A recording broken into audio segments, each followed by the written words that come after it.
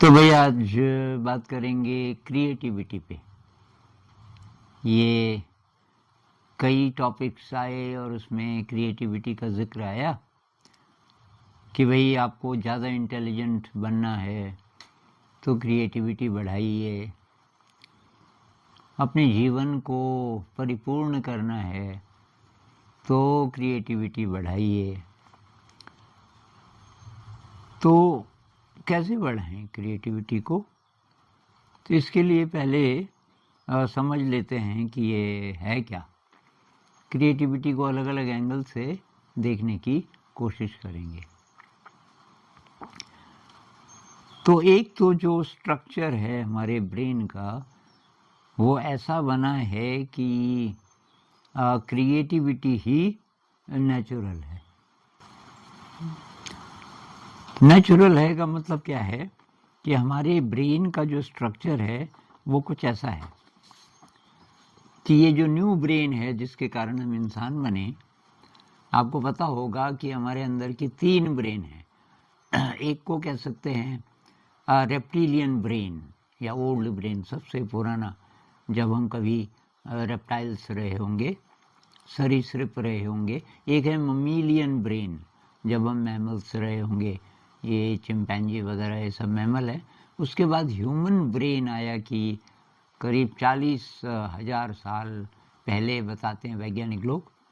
और तो तब से कि ये लेफ्ट ब्रेन ज़्यादा विकसित होना शुरू हुआ। तो ह्यूमन ब्रेन के भी 2 हिस्से हैं। एक है राइट हेमिस्फीयर जो कि थोड़ा पहले बन गया था, एक है लेफ्ट हेमिस्फीयर। तो ये इन दोनों के बीच में एक ब्रिज है, कॉर्पस कैलोसम जिसको बोलते हैं। और इस ब्रिज का काम है इंफॉर्मेशन का आदान प्रदान, यहाँ से यहाँ, यहाँ से यहाँ। अब जो राइट ब्रेन है तो वो थोड़ा इमोशन वाला, फीलिंग वाला है, और उसमें ये नर्चरिंग वाला माँ का गुण है। यहाँ जब हम होते हैं, हमारा ब्रेन का ये हिस्सा अगर विकसित होगा तो हमारे अंदर ये गुण ज़्यादा होंगे। और जो ये वाला हिस्सा है लेफ्ट ब्रेन, ये तर्क वाला हिस्सा है, ये रीजनिंग वाला हिस्सा है जिस पर बहुत ज़्यादा जोर है, और पिछले 300 सालों से तो बहुत ही ज़्यादा है। उसका कारण है कि जब से ये नया साइंस आया, इंडस्ट्रियल रिवॉल्यूशन आया, साइंस ने कई चमत्कार करके दिखा दिए, तो ऐसा लगा कि यही इम्पोर्टेंट है। और हमारी जो शिक्षा व्यवस्था है उसमें भी इसी को ज़्यादा इम्पोर्टेंट माना जाता है कि भाई ये साइंस वगैरह, साइंस मैथ, ये कोई नहीं पूछता कि भाई तेरी आर्ट कैसी है, संगीत कैसा है, तेरे अंदर इमोशंस कैसे हैं, देने का भाव है कि नहीं, कृतज्ञता है कि नहीं। ये जो क्वालिटीज़ जो जीवन को रसमय बनाती हैं, जीवन को समृद्ध बनाती हैं, राइट ब्रेन, तो उसकी बात कम होती है। तो कहते हैं पिछले 300 सालों में ये पूरी ह्यूमैनिटी का जो लेफ्ट हेमिस्फीयर है वो थोड़ा बड़ा होता जा रहा है। उसके अंदर जो न्यूरॉन्स के नेटवर्क्स हैं उसी के अंदर वो बहुत ज़्यादा एनरिच कह लो, कॉम्प्लिकेटेड कह लो, सोफिस्टिकेटेड कह लो, होते जा रहे हैं। और राइट ब्रेन इग्नोर्ड है। और इसलिए हालांकि विज्ञान ने बहुत सारे चमत्कार किए लेकिन विध्वंस भी किया, और उस विध्वंस का कारण ये हो सकता है कि इसका ध्यान नहीं रखा गया, राइट हेमिस्फीयर का। तो अब कैसे ध्यान रखें? तो उसमें ये जो कॉर्पस कैलोसम है ये इंडिकेटर है। ये किसी का वीक है, इसका मतलब उसके दोनों, ये जो ब्रेन के दोनों हिस्से हैं वो एक साथ मिलके काम नहीं करते।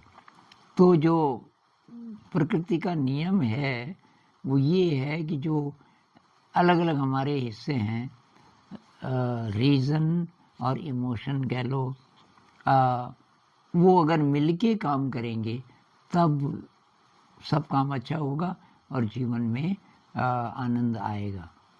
तो ये इसी बात को बहुत ओल्ड सिंबल एक है चाइनीज़, इससे भी रिप्रेजेंट करते हैं। इसको यिन यांग बोलते हैं।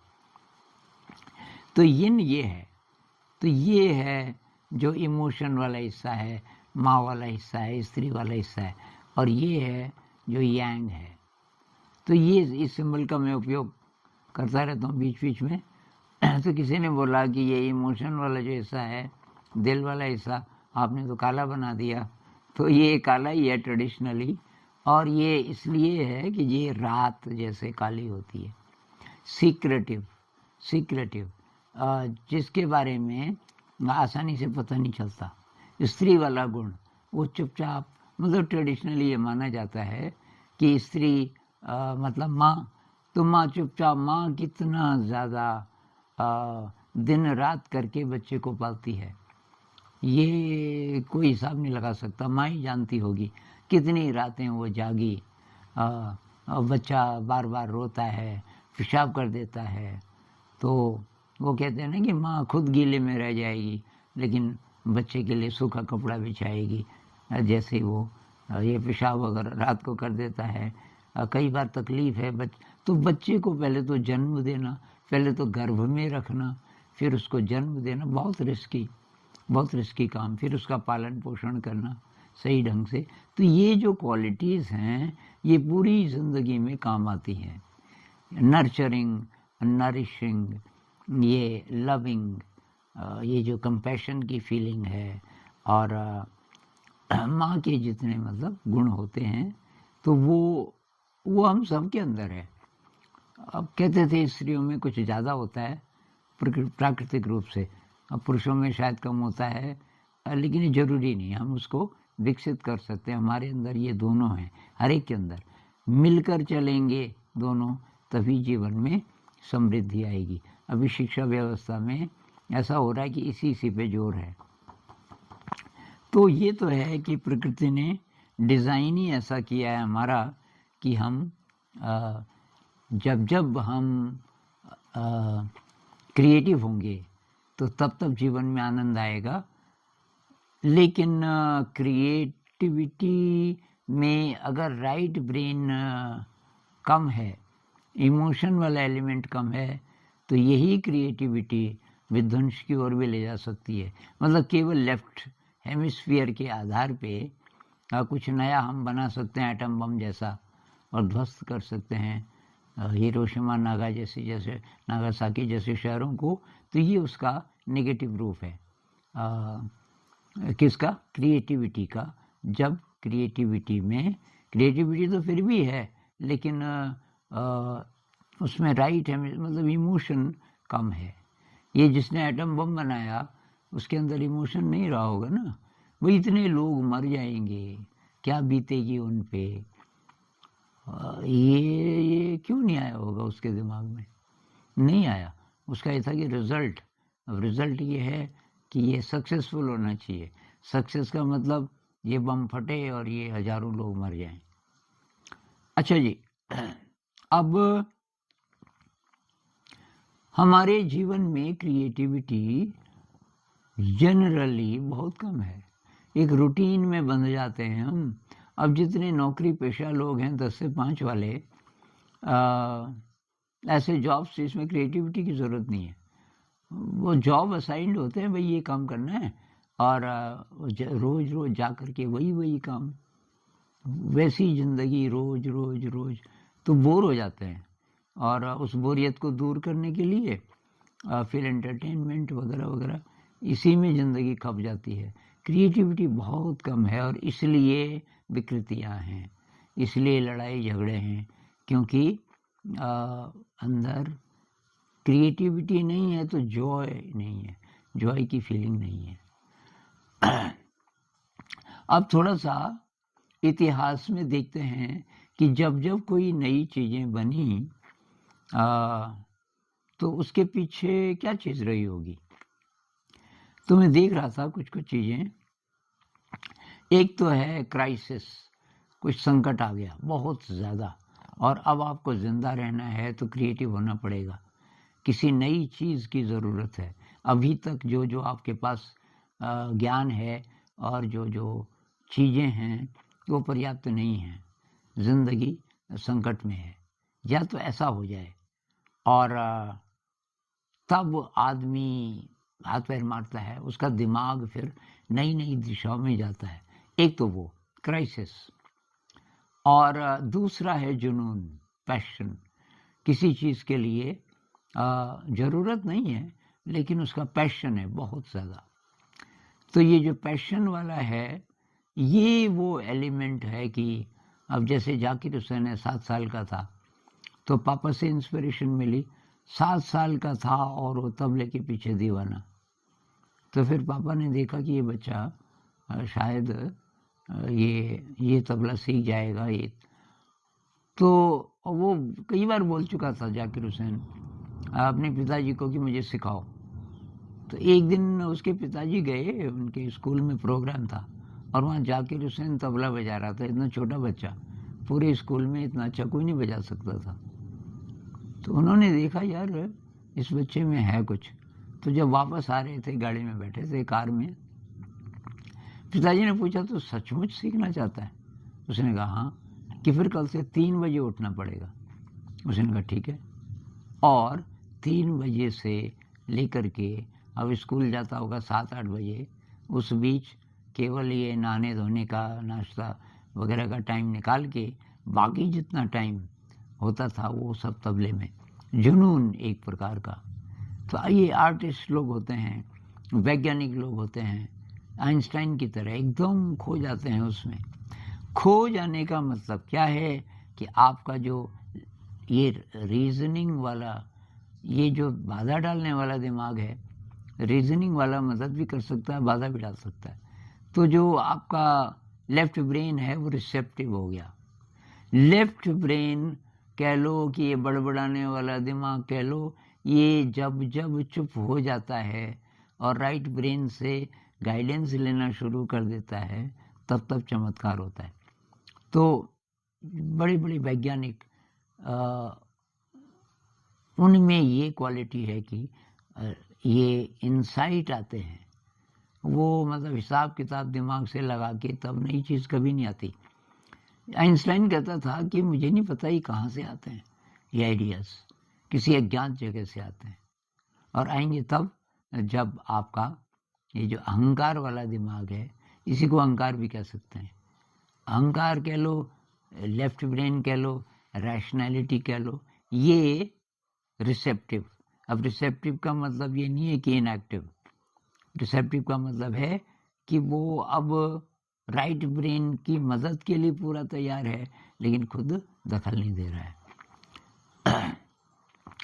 तो ये जो क्राइसिस वाले 2 एग्जाम्पल, एक तो धनुष बाण जब बना होगा, वैज्ञानिकों का मत है कि धनुष बाण जो बना वो इंडिकेटर है कि उस समय तक ये जो लेफ्ट ब्रेन है इसके विकास का वो समय था। और अब भाले से मार रहे हैं, मान लीजिए हिरण है, अब भाला फेंक रहे हैं तो भाले से निशाना चूक सकता है, या तो बहुत सारे हिरण हो, किसी पे लग ही जाएगा। अब शिकार कम होने लगा क्योंकि लोगों ने बहुत सारा शिकार करना शुरू कर दिया किसी इलाके में। अब शिकार कम हो गया, अब जानवर कम है। एक हिरण आया, दूसरा बहुत दूर है तो वो भाग गया, दूसरा जब तक आया आपने निशाना लगाया, निशाना चूक गया। तो कि क्राइसिस रहा होगा कि भाई अब खाएंगे क्या, और चीज़ों का या तो पता नहीं था या वो उपलब्ध नहीं थी, अनाज वगैरह, फल वगैरह। तो हंटिंग के लिए उन्हें ऐसी कोई चीज़ चाहिए थी जिसका निशाना न चुके और जानवर को पता न चले, और कि इस कारण से वो भाला छोटा करते करते करते कि हल्का हो। अब हल्का है लेकिन तब उसको फेंकोगे कैसे?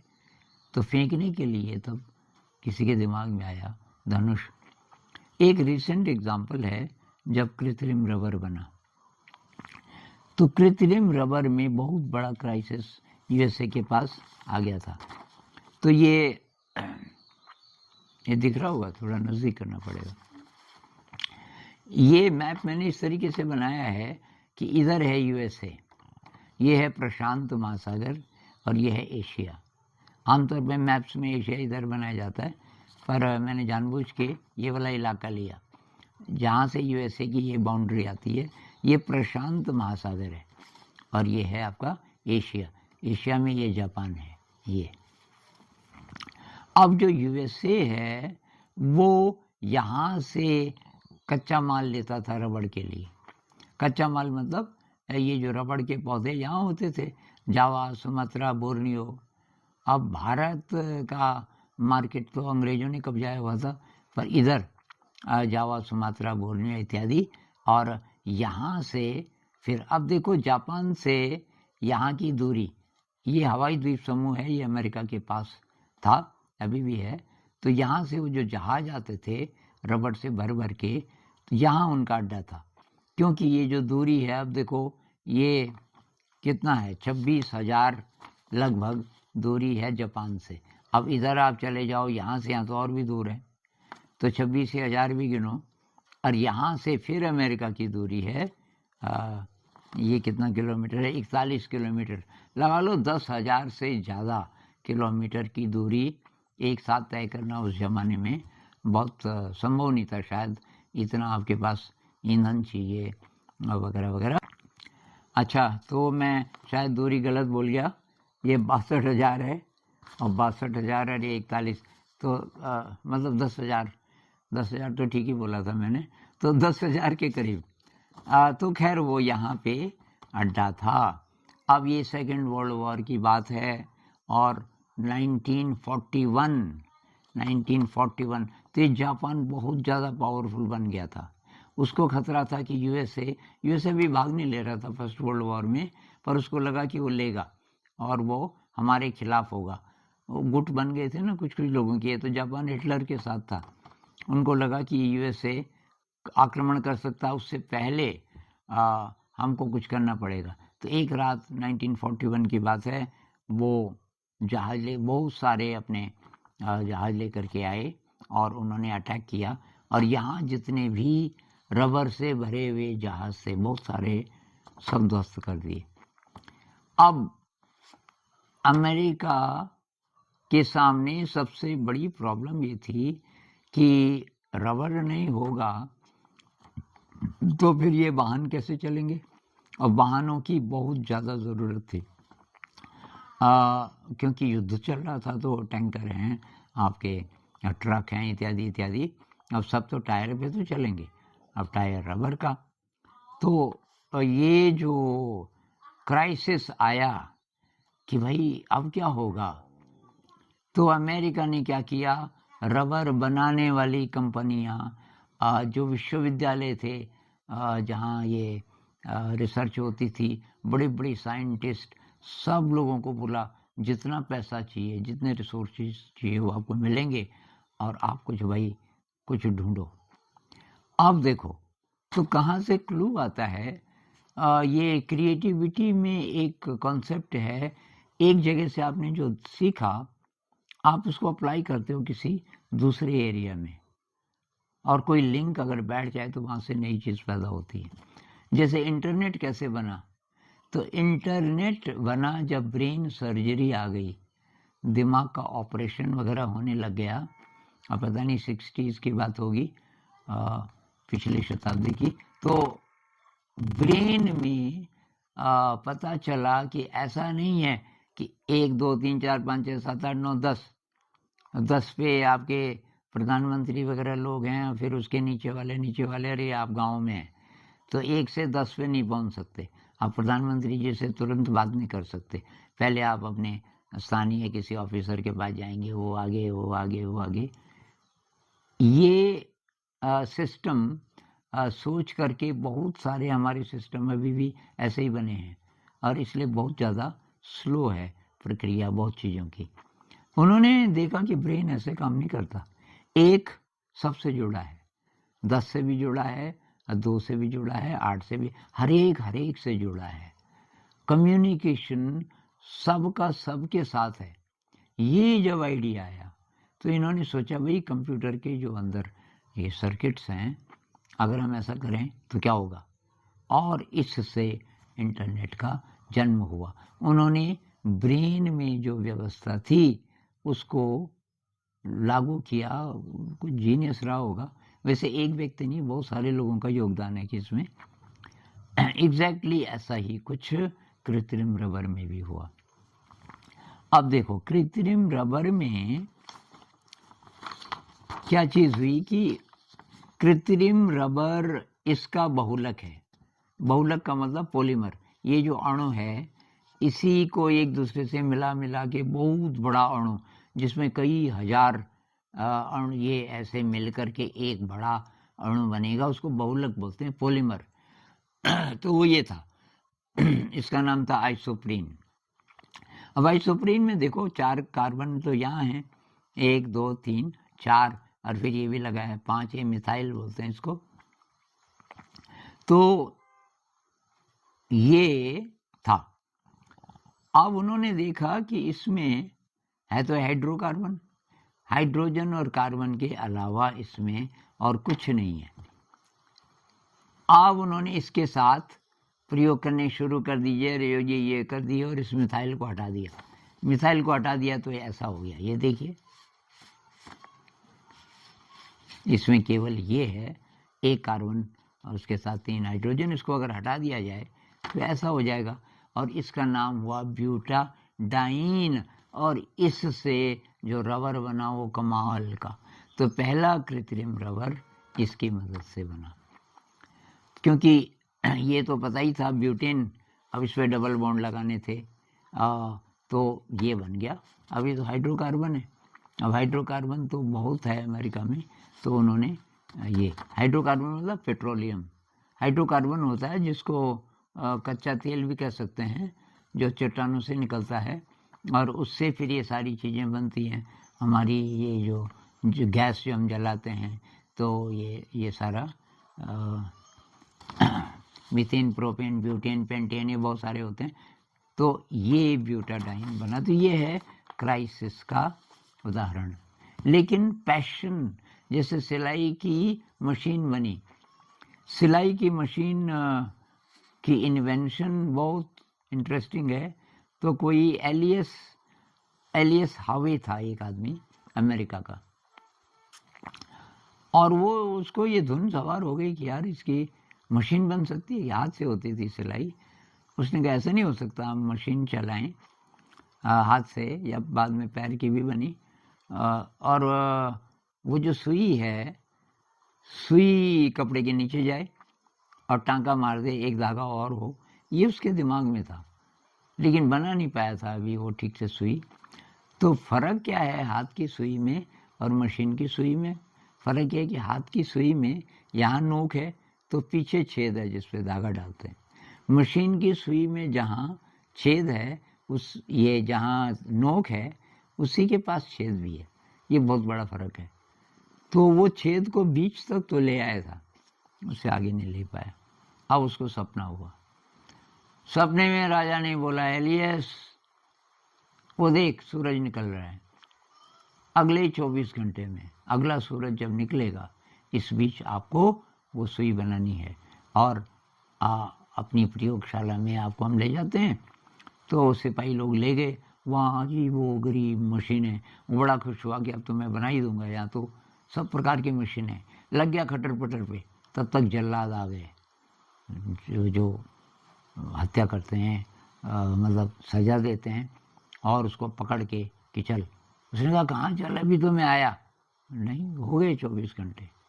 और वो उसको एरिना में खड़ा कर दिया। नीचे ऐसी ऐसी ऐसी ऐसी सीढ़ियाँ थी जिस पे लोग थे ऊपर, और ऊपर राजा था।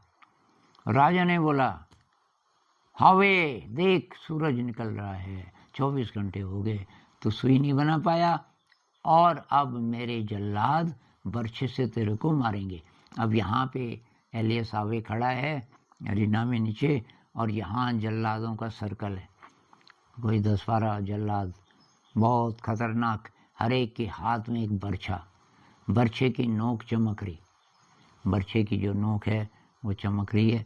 और नज़दीक आते गए, सर्कल कम होता गया। अचानक उसने देखा हर एक बर्छे की नोक पे एक छेद, और वो चिल्लाया, महाराज महाराज महाराज। मैं समझ गया, मुझे थोड़ा टाइम और दीजिए। और ऐसे बड़बड़ाते उसकी नींद खुली। अभी उसने कहा नोक के पास छेद, चला गया। अपनी छोटी प्रयोगशाला उसकी थी, वहाँ कटर पटर उसने किया, नोक पे छेद किया, सुई बन गई।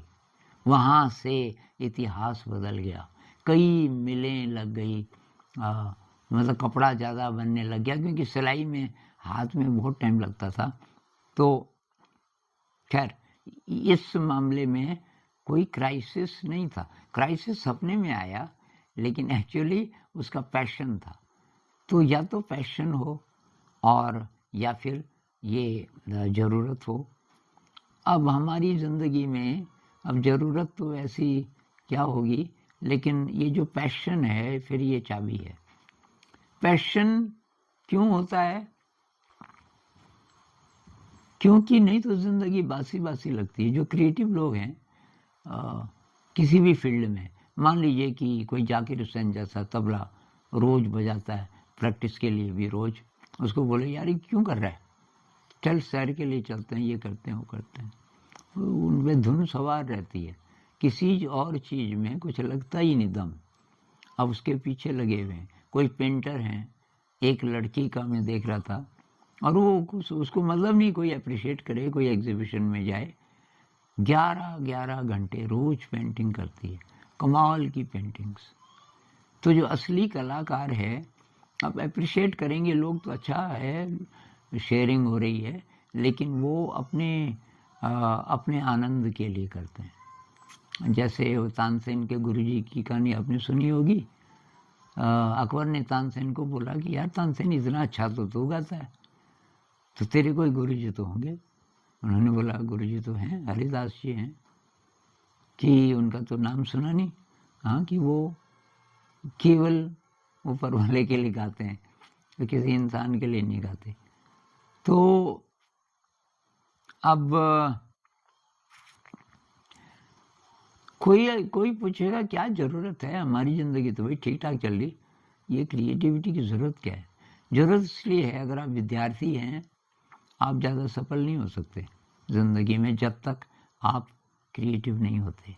अगर आप क्रिएटिव हैं तो आपका ये जो कॉर्पस कैलोसम है, एक इंडिकेटर ये है, ये बहुत थिक होगा। ये थिक तब होगा जब आप लेफ्ट ब्रेन और राइट ब्रेन को मिला के चलेंगे, कला पक्ष को विज्ञान पक्ष के साथ मिला के चलेंगे। हर चीज़ में कुछ नया, कुछ सुंदर कैसे हो, जब आप ये करने लग जाओ, चाहे सुबह नाश्ता बनाना है, कुछ नया, वही मटेरियल जो है कुछ नया। तो क्रिएटिविटी के लिए जो भी आपका फील्ड है उसका पहले ज्ञान होना जरूरी है। जैसे मान लीजिए मुझे नया गाना बनाना है, तो अभी तक हमारे अब मैं बच्चों के लिए करता था ज़्यादा तो, लेकिन बच्चों को क्या क्या आता है एक, और क्या क्या चीज़ें मुझे आती हैं अभी तक, उस सब का योगदान रहता है, और उससे अब अलग बनाना है। तो जो है उसका ज्ञान होना जरूरी है, अलग तभी तो बनाओगे। तो एक तो जो पहले से चला आ रहा है ट्रेडिशन, आपको उसका पता है, अब आप उसमें कुछ नया सोच रहे हो, और क्या उस नए को करते हुए हम नए हो जाते हैं। हमारे ब्रेन में नए सेल्स बनते हैं, नए न्यूरॉन्स के नेटवर्क्स बनते हैं, और हमें मज़ा आने लगता है। मज़े की एक परिभाषा ये है कि ब्रेन एक्सपैंड हो रहा है,